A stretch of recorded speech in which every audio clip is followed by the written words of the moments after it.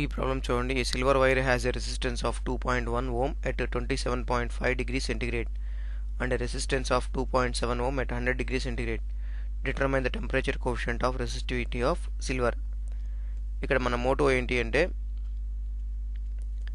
ఒక silver wire కానీ ఒక రెసిస్టర్ కానీ ఉంది.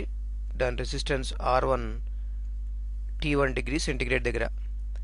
దాన్ని వేడి చేసిన తర్వాత దాని రెసిస్టెన్స్ R2గా మారింది T2 డిగ్రీ సెంటిగ్రేడ్ దగ్గర. మనం కనుక్కోవాల్సింది అంటే coefficient of resistivity of silver alpha కనుక్కోవాలి. అదే మన మోటో. ఇక ఇన్వెస్టిగేషన్ చేద్దాము. ఏమేమి క్వాంటిటీస్ ఇచ్చారో చూద్దాము. R1 ఇచ్చారు ఎంత, 2.1 ohm.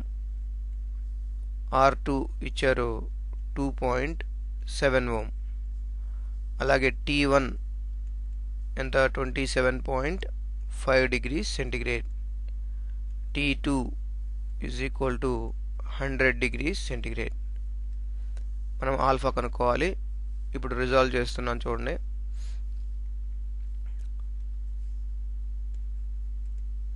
మనందరికీ తెలుసు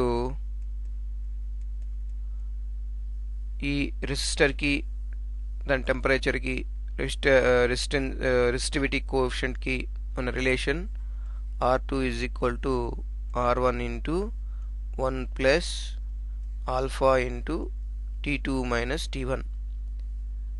లేదా డైరెక్ట్ ఫార్ములా మనకి మామూలుగా ఈ కాన్సెప్ట్ చెప్పేటప్పుడు ఉన్న డైరెక్ట్ ఫార్ములా ఏంటంటే alpha is equal to R2 minus R1 by R1 into T2 minus T1. ఇప్పుడు ఇవి సబ్స్టిట్యూట్ చేస్తే 2.7 minus 2.1 divided by 2.1 into 100 minus 27.5 that is equal to 0.6 divided by 2.1 into 72.5. ఈ క్యాలిక్యులేటర్లో చేస్తే మనకి 3.9 into 10 to the power of -3 per degree centigrade వస్తుంది.